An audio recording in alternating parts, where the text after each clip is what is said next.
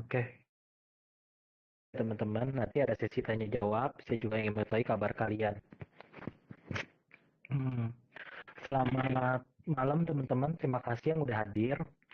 Kali ini kita akan membahas mengenai bagaimana sih manage money management di dalam trading kita, terutama untuk future ya. Seperti yang kalian tahu, future itu penting sekali. Kenapa money management itu penting? Karena sinyal, outlook, analisa mandiri pun mau apapun, itu tidak ada yang holy grail. Ada saat-saatnya kita profit, ada saat-saatnya kita lose.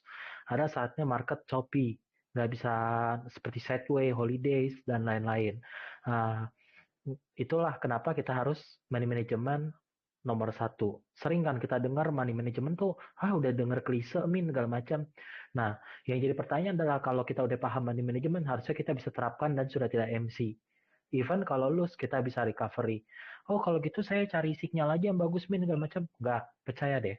Saya udah ikut di berbagai channel. Saya trading udah lama. Saya kan trade for living. Jadi saya tahu bagaimana dari zamannya forex segala macam. Yang katanya channel internasional, yang premium sekalipun, yang berbayar. No, sama aja. Nggak ada yang win rate tinggi segala macam, nggak ada. Apalagi yang risk reward besar. Mungkin untuk beberapa channel terlihat masih tinggi, loss-nya jarang ya karena mereka jarang share sinyal, makanya loss-nya kelihatan sedikit. Tapi ketika mereka aktif berbagi sinyal banyak, itu win rate-nya akan mendekati asli. Kelihatan loss-nya berapa, profitnya berapa, lo kok loss-nya makin bertambah, nggak sesuai janji channel VIP premium, udah bayar, segala macam, kelas, segala macam. Akhirnya mereka kecewa. Nah, itulah kenapa money management penting buat yang pemula. Nah, terus sebelum kita bahas lebih lanjut ya, yang jadi masalah adalah kebanyakan orang yang trading ini kita ambil contoh OKX ya, karena kita kan pakai OKX kebanyakan nih. Kebanyakan orang mungkin akan pakai manual long, short, masukin, ada future, perpetual tuh apa sih, segala macam, let's say. Nah, ketika kita masukin pun, ketika kita trading di sini pun, kita bingung, kita maunya loss-nya $10. Pertama misalkan buat pemula, kalian mau katakan mau loss-nya di sini $10. Tapi kok ketika saya pasang SL segala macam, ternyata loss-nya bisa lebih dari $10. Padahal saya mau money management $10. Itu yang sering jadi masalah. Terutama buat pemula ya. Kalau yang udah ini mah udah profesional, tentu mereka sudah tahu bagaimana adjust angkanya biar mendekati $10, baik isolated dan cross. Nah, makanya buat pemula kali ini benarnya ini berlaku buat yang profesional juga segala macam karena tanpa money management itu akan sia-sia. Kalau kita andalin pakai feeling ya manual trading di sini, misalkan saya masukin price-nya berapa, maunya BTC, kita ubah ke USDT, let's say. Misalkan by cost atau whatever, by amount, nanti kita masukin di sini. Sometimes kita kena SL, itu nggak sesuai dengan harapan kita berapa dolar. Apalagi yang menggunakan leverage, kok ketika baru turun sedikit sudah kena liquid. Pada atau enggak saya pasang SL lebar, leverage besar sampai sini MC. Tapi kalau profit dikit betul senang gede kan cacing jadi naga. Nah itu yang kita hindari karena kita trading mengejar kestabilitas. Nah bagaimana mengantisipasinya itu semua? Oke, kita akan mulai ya. Kalau saya biasanya always menggunakan bridge ke trading view. Kenapa ke trading view? OKX bisa kok di bridge ke trading view. Kenapa kita perlu bridge ke trading view? Karena di trading view itu kita bisa manage properly, sedetail-detailnya. Bahkan buat beginner yang baru kenal dunia investasi pun sudah bisa manage keuangan. Karena hal paling basic ketika kita sebelum memulai trading, kita harus bisa memanage keuangan kita di dalam trading. Karena trading itu adalah suatu yang hal tidak pasti. Kalau kamu suatu hal tidak pasti, artinya ketika kamu untuk mendapatkan profit, kamu harus meresikokan sesuatu. Resiko itu selalu ada. Oke? Nah, caranya simple. Sebelumnya ya, sekalian buat yang lain-lain, kok kadang ada yang nggak bisa masuk ke trading view, nggak bisa masuk ke website OKX, salah gimana caranya? Nah, kan kadang ada beberapa provider yang ngeblok SS luar atau konten luar atau website luar. Nah, untuk yang menggunakan laptop, PC atau sejenisnya, saran saya kalian download Cloudflare. Nih websitenya cloudflare.com, masuk dulu, oke. Nanti kalau ini ada software kok, kalian bisa download platformnya sesuai dengan yang kalian mau. Kalau untuk Windows, untuk Apple ya. Nanti setelah masuk aktifin. Setelah aktifin kalian baru bisa buka ini OKX. Nah, kalau yang untuk Android gimana, Min? Untuk Apple gimana? Don't worry. Untuk Android ada dua. Kalian bisa konfigurasi menggunakan aplikasinya juga di Google Play Store. Oke. Kalian juga bisa di sini pengaturan jaringan DNS pribadi, masukin sesuai petunjuk yang di sini. Nanti kalian mudah kok, tinggal ketik cloudflare.com. Kalian pencarian sidebar. Kalau masih bingung pakai Google, pakai apa, Cloudflare setting DNS manual nanti keluar di sini. Nah, untuk Apple gimana? Kalau Apple tidak ada setting manualnya. Kalau Apple saran saya kalian wajib ya download di Apple Store-nya. Download di Apple Store-nya, cari Cloudflare, aktifkan di perangkat kalian, baik itu di iPhone kalian, iPad, atau di macOS-nya kalian. Oke, paham?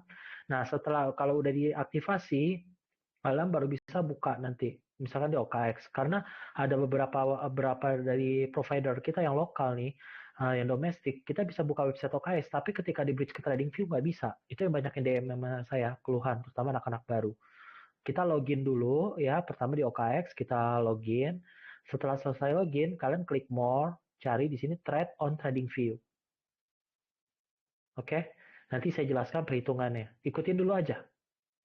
Oke, nah habis kalian udah buka nih, kalian connect account. Nanti habis connect account, kalian akan dibawa ke website TradingView.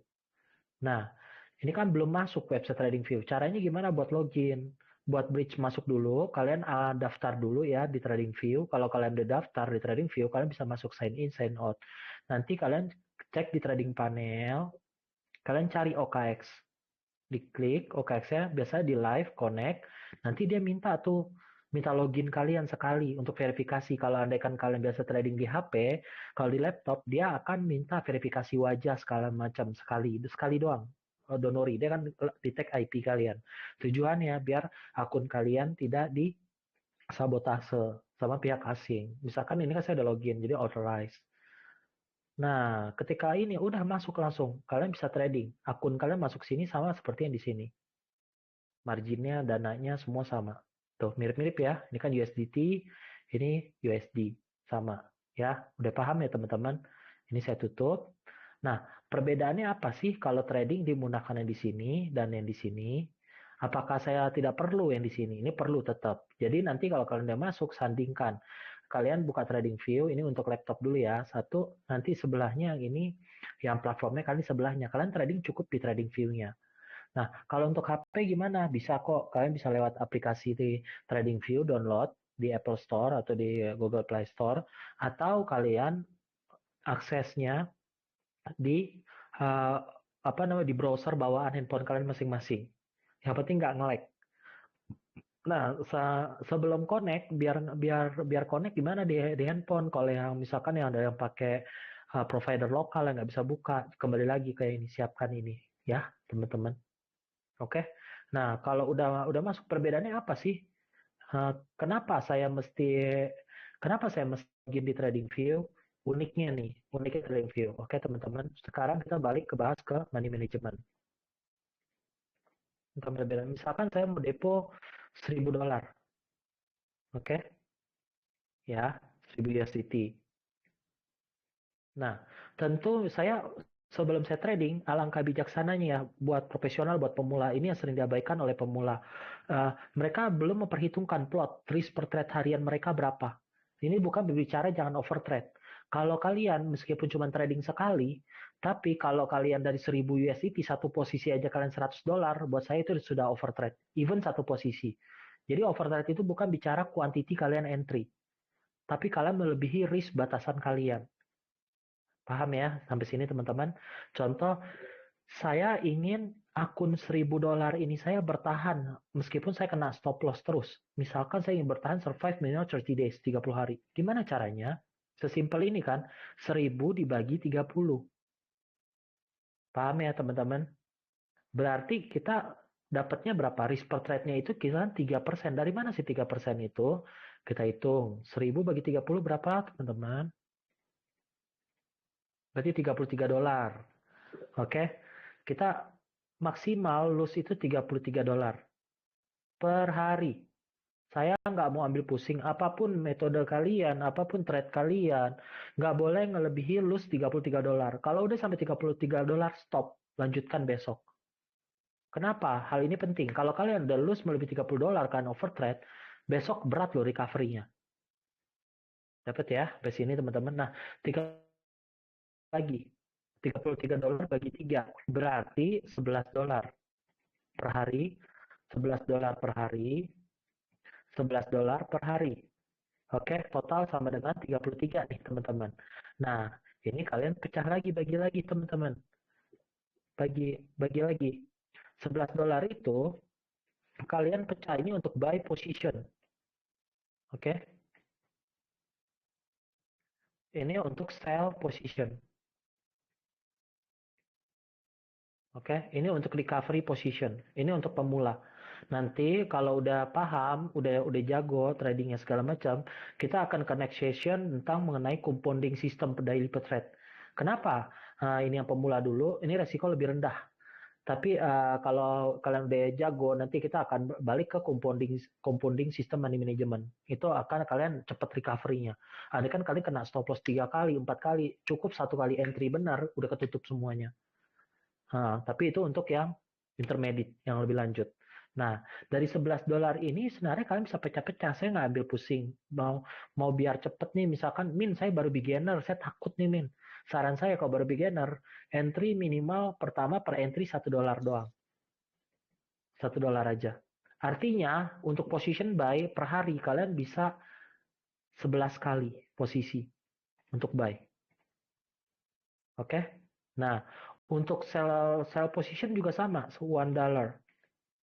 Ya, untuk 11 kali. Ini sisanya ada recovery. Recovery itu apa sih, men? Recovery itu jika buy kena SL, sell juga kena SL. Gitu. Ya, 11 kali. Nah, apa bisa nggak min di OKX $1 doang per hari, tokennya? Bisa. Kalau tokennya nggak bisa $1, udah skip aja. Oke. Nah, saya udah jago nih, min. Saya nggak perlu banyak 11 posisi. Saya sibuk kalau macam. Boleh dipecah menjadi $2. $2, $5, nggak masalah. Yang penting nggak boleh melebihi $11 untuk position buy. Artinya kalau kamu $2, kamu position kamu kisaran 5 kali. 5 kali per hari untuk buy position. Paham ya sampai sini ya? Nah, ini tujuannya untuk apa? Karena gini, trading itu semua harga bergerak bukan karena teknikal kalian, bukan karena garis-garisnya kalian. Kita yang mengikuti harga. Kita menganalisa dari harga itu. Jadi ketika kenyataan di market ya, kalau duit masuk, uang masuk di money flow, itu market akan pump. Bayangkan kita lihat uang masuk, pump, kita buy semua position kita. $33, habisin semua ke buy. Tiba-tiba ketika well atau institutional order mengambil taking profit atau nggak ada institutional order yang nge-sell karena dibeli bawah, nge-trigger lawan yang buyer sebelumnya, itu buy kita akan kena sell semua, teman-teman. Makanya dalam dunia trading itu always over, kita have a two option, opportunity. Ada buy, ada sell. Jangan, saya yakin hari ini naik, saya pasang buy semua. Nggak boleh begitu. Kalau memangnya begitu, saya mau buy semua, sell semua, nggak apa-apa. Yang penting kalian positionnya, saya kalau buy semua, ternyata harga turun, saya kena stop loss, saya berhenti. Itu nggak masalah. Cuma pengalaman saya selama trading, orang yang adaptif itu trading lebih survive dan lebih optimal, dan lebih menghasilkan, dan lebih konsisten di profit dibanding orang yang keras kepala. Yakin dengan saya. Dapat ya? Nah, bagaimana sih manifestasiin hitung-hitungan saya ini ke trading saya? Karena kebanyakan kita udah paham ini semua, kita udah manifestasiin ke sini, tetap berantakan. Let's say saya masukin di sini $1. Maunya misalnya buy USDT $1. Loh kok kena SL-nya $2? Nanti ini kalian berantakan langsung. Ini nggak boleh berantakan sistemnya. Kalau kalian udah salah posisi, kalian rencana planning, let's say $2 per hari, tiba-tiba kalian kena SL $5, $6 lagi ya. Ini udah berantakan sistem kalian. Jangan sampai berantakan, karena kalau sistem kalian udah berantakan, kalian ngerisetnya susah. Ini lingkaran setan. Ketika kita udah sekali salah, kita harus perbaiki. Itu yang bahayanya. Makanya itulah disiplin penting. Oke, teman-teman. Nah, bagaimana sih memanifestasikan ini ketat sama percis seperti ini di dalam entrian kita? Oke. Nah, inilah tujuannya kita cari SS besar yang kerjasama dengan TradingView. Nah, kebetulan OKX kan kerjasama TradingView. Nah, caranya gimana, teman-teman? Misalkan saya mau entry, biar cepet ya, teman-teman. Misalkan saya mau entry di Bitcoin, 1 minute lah. Juga harga, ini saya ambil simulasi contoh. Ini ada area sell, kita ntar cari. Oke, ini saya buang dulu. Let's say kita mau cari sell di sini. Ini sebagai contoh ya, jangan di entry. Nah, kalau mau entry harusnya dia tunggu konfirmasi, cuman ini saya buat contoh aja, teman-teman. Katakan saya mau SL di sini, TP di sini. Nah, bagaimana saya cara manage? Saya maunya rugi cuman $1 atau enggak $2 lah. Saya mau 5 kali trade. Sekarang saya mau sell, saya ambil position sell saya. Nah, ini dynamic ya, nggak harus begini. Kalau kalian punya strategi sendiri itu nggak masalah. Yang penting kalian rugi maksimal $33 per hari. Contoh, ngikutin manajemen ini. Caranya gimana sih? Sampai sini, kita udah login nih OKX di sini, teman-teman. Kita klik tombol trade. Tombol trade, kok nggak bisa masuk ini OKX non tradable symbol. Oh, karena kita BTC USD. Aku lupa. Caranya gini teman-teman. Di TradingView, biar nggak kemana-mana nih teman-teman. Kan exchange banyak nih di TradingView. Biar kalian kunci di OKX, sebenarnya simple. Kalian cukup klik OKX di sini. Kalau kalian sudah login OKX, ini otomatis dia jadi OKX di sini. Nah, biar future semua gimana min? Nggak kecampur dengan yang perpetua, dengan yang spot segala macam. Ubah ini ke swap. All type, kalian ubah ke swap. Ciri-cirinya belakang ada titik P, titik perpetual. Klik. Nah, kalau dia benar, nanti di sini akan muncul. Dari thread sini, ketika kalian klik, ini akan muncul. Min ribet banget? Enggak. Ya, garansi saya ketika ini karena kalian belum coba. Kalau kalian udah coba 5 posisi, 6 kali posisi, 7 kali posisi, kalian akan ngerasain lebih mudah. Kenapa? Karena kalau kalian ini simple sekali. Kalau kalian gunakan ini, kalian bisa scalping entry kurang dari 5 detik untuk entryan ini. Bandingkan kalian scalping di sini, di future. Jarang, susah orang mau setting SLTP-nya. Kebanyakan orang kalau scalping di platform yang saya lihat, masukin amount-nya aja, salah cut loss, benar TP tutup, manual. Itu bahaya sekali. Kenapa? Ketika kita lagi scalping, kita cuma buy only, tiba-tiba news, lagi apes nih, baru klik news, langsung turun, habis dana kita. Makanya stop loss ditentukan di awal. Caranya diklik dulu di trade-nya, di sini. Kalian klik sell. Nah, ini terserah kalian mau limit order atau market.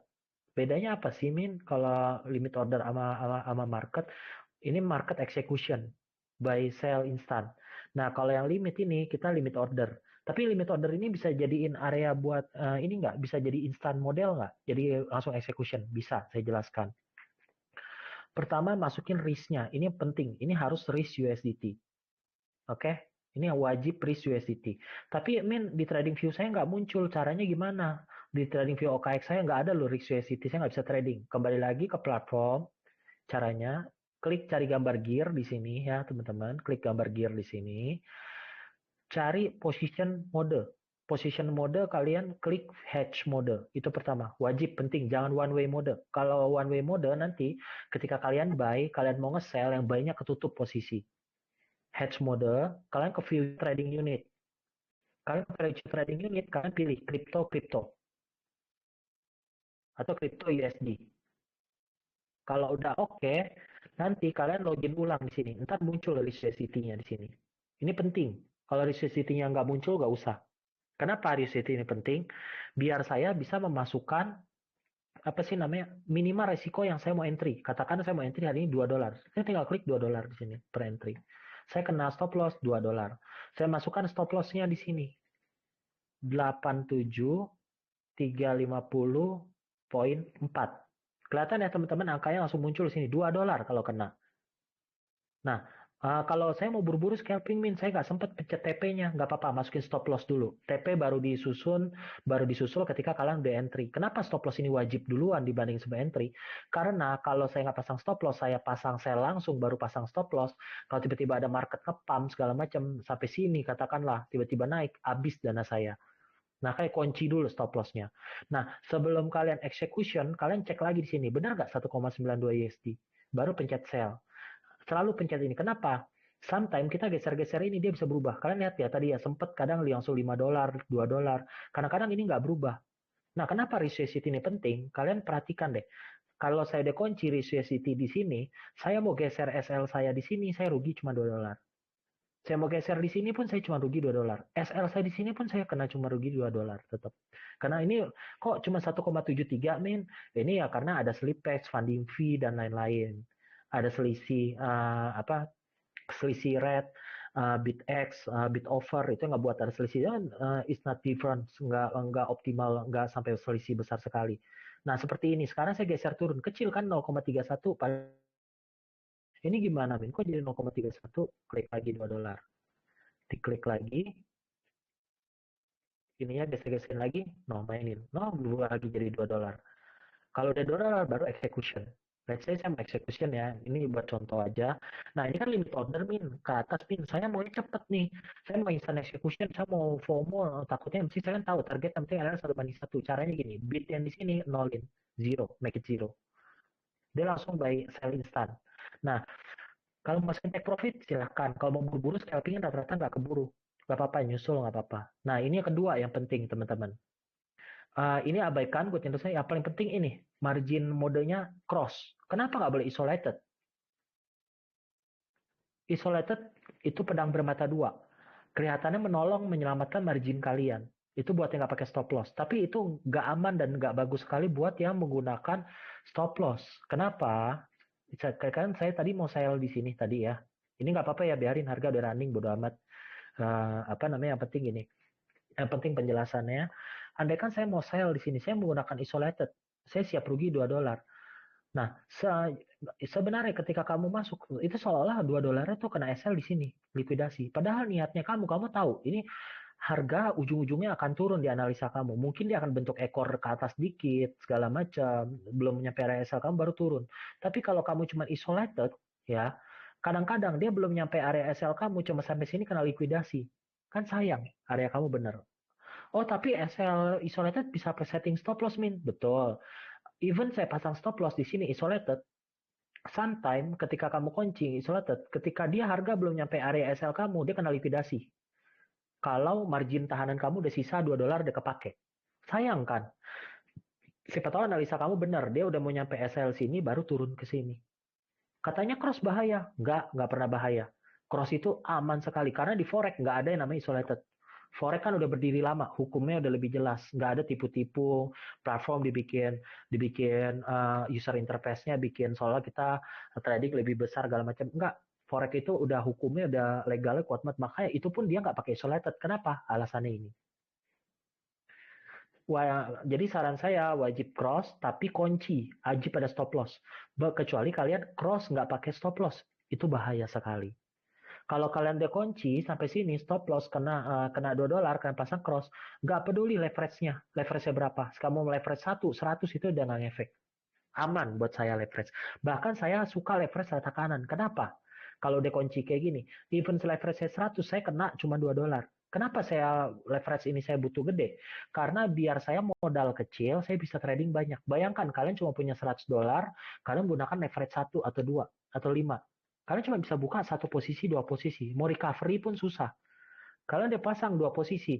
Kalian lihat signal lain. Padahal kalian pasang stop loss cuma $10 loh. Karena leverage kalian kecil, kalian lagi flus, kalian ada tahan buka posisi, kalian mau recovery, kalian lihat signal lain bagus, kalian mau pasang, saldonya tetot, baca, nggak bisa entry. Padahal duit kalian margin masih banyak. Jadi leverage ini saya gunakan untuk efisiensi modal. Modal kecil bisa entry sebanyak-banyaknya. Paham ya? Setelah udah paham ini semua, $2 segala macam, leverage 100, ini katakan saya instant sell. Ini jangan dicontoh ya. Ini analisanya udah terlambat, harga sebenarnya nggak boleh masuk. Cuman saya bodo amat, ini buat contoh, jangan diikutin. Katakan saya siap rugi $2, leverage 100, saya sell. Execution. Saya cek lagi nih $2 benar, saya execution. Udah selesai. Paham ya teman-teman? Lakukan itu secara konsisten, disiplin. Kenapa? Karena hampir mustahil buat kalian. Tadi coretan saya mana ya? Kok hilang? Dengan tadi, misalkan hampir mustahil buat kalian selama 30 hari itu kalian lose. Artinya sampai MC 30 hari min, itu impossible. Kalau misalkan kalian bisa lose sampai 100 hari, 30 hari lose tanpa profit, pakai MM $33 itu kalian sakti sekali. Kan tinggal dibalik kalau begitu. Sell kita gantiin buy. Win rate kalian jadi 100%. Itu impossible banget. It's almost impossible. Jadi nanti ketika $33 ini ntar ada 2 hari loss, 1 hari profit. Tujuannya kenapa tadi kita ada namanya buy, sell, recovery. Itu untuk ngecilin kerugian kalian. Katakanlah saya maksimal 33 hari. $33 untuk loss-nya saya. Kalau saya pasang semua buy, ya teman-teman, market tiba-tiba ngedam, saya langsung hilang $33.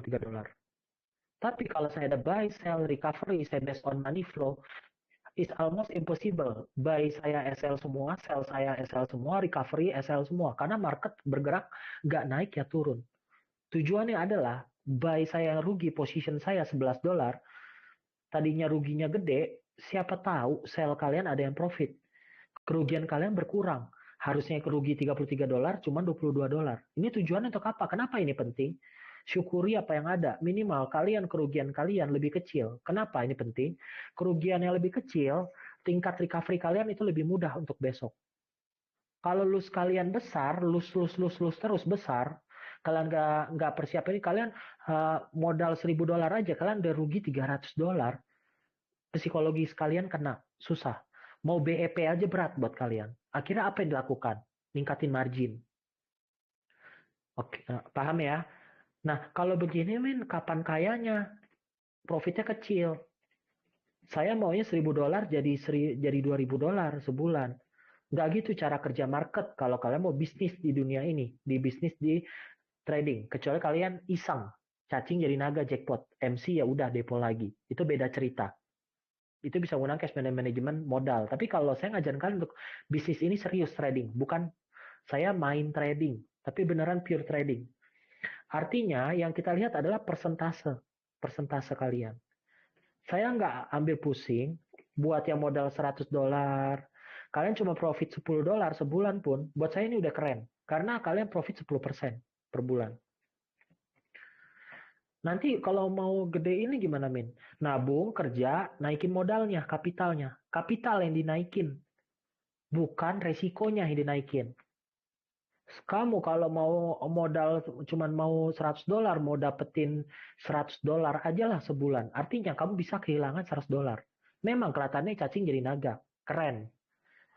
Tapi portofolio, kalau ditanya portofolio secara konsisten tahun ke tahun, bulan ke bulan, ya nggak ada. Paling naik, MC turun. Besok naik, MC turun.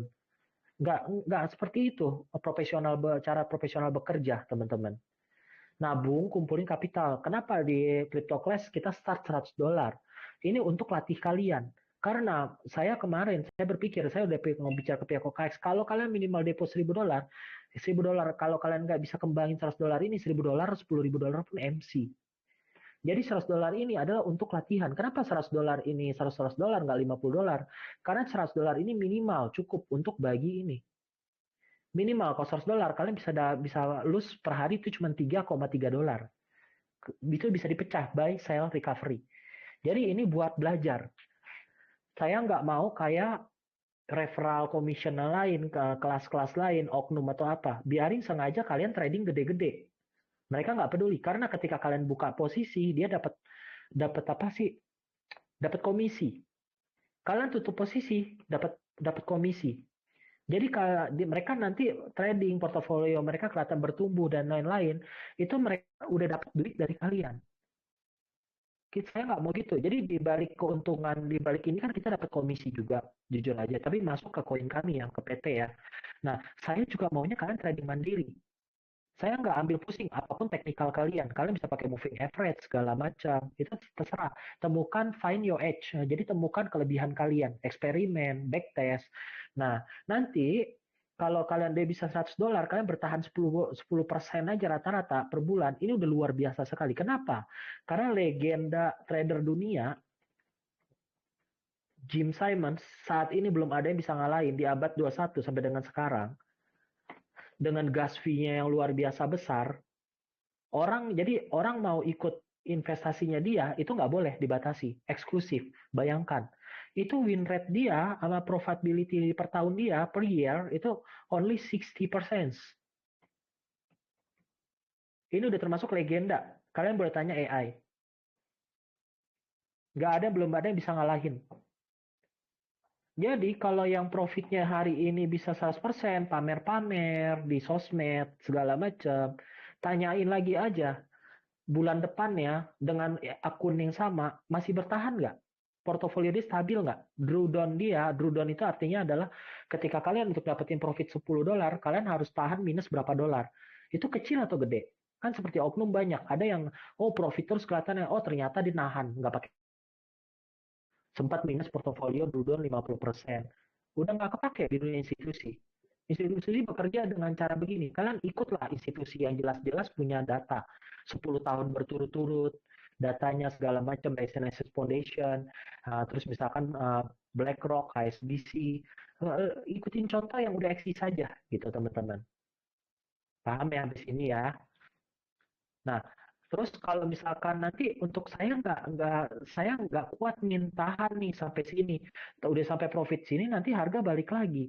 Nah, kalian bisa partial close. Partial close caranya gimana nih? Misalkan sini nih saya mau tutup posisi, segala macam. Inilah alasan platformnya dibuka. Klik platform sebelah, cek di bawahnya ini, open trade,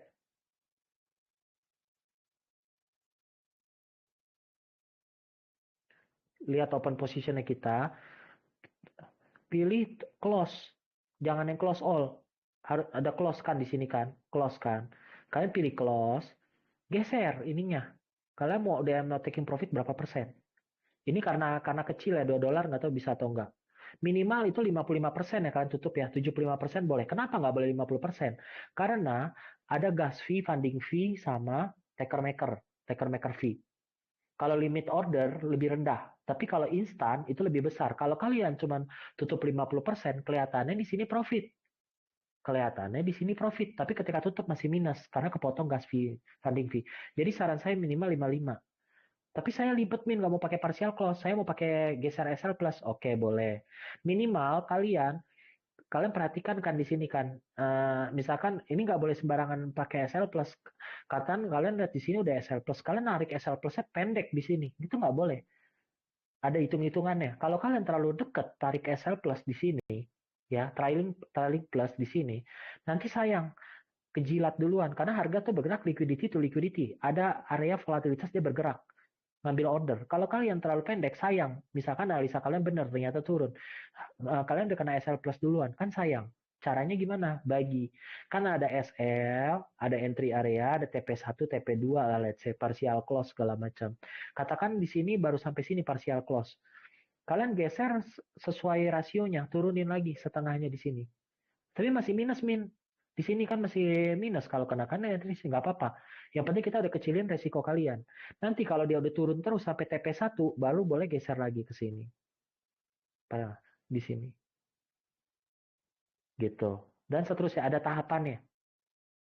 Nah, karena saya males, biasanya saya nggak pakai gini-gini. Kalau saya biasa pakai partial close atau kalau saya trading di M1, saya udah close all. Tapi kalau kalian buat yang M15, M5, it doesn't matter. Nah, saya nggak mau pakai yang di sini, libet buka dua platform di TradingView bisa nggak? Bisa. Klik kanan, ya, close position. Nah, klik partial close di sini. Cuma bedanya nih, dia amount-nya dari tergantung tokennya. Kalau BTC dia BTC. Kalau misalkan USD, misalkan PP dia PP. Kalian harus bisa hitung rasionya. Jadi nanti kan kalian kelihatan di sini kan 0,016. 0,0016 ini sama dengan 100%. Kalau kalian mau tutup posisinya 75%, tinggal 0,0016 ini kali 75%. Itu kan libet. Dapat ya teman-teman ya. Kalau nggak pakai partial close juga nggak masalah. Sampai sini ada pertanyaan. Nah sebelum ada pertanyaan, mungkin sekian ya penjelasannya ya. Jadi kesimpulannya hari ini adalah apa namanya? Kalian kalau mau manfaatkan TradingView platform di OKX yang di sini, mumpung dia bisa trade on TradingView. Tapi kalau buat yang nggak bisa masuk karena dibatasi oleh uh, internetnya domestiknya nggak bisa masuk ke OKX, nggak bisa biscuit review, kok konekin ke Cloudflare dulu. Baik di Android OS system, OS Apple system ya, iOS, Android atau Windows ada di sini semua. Nah, kalian trading saran saya pakai ini, gunakan money management yang tadi saya jelaskan gitu. Ini videonya saya tutup dulu, nah, habis itu kita tanya jawab biar nggak terlalu panjang, supaya nanti orang-orang bisa tonton ulang, nggak kelamaan gitu. Oke teman-teman, saya tutup dulu video stop recordingnya.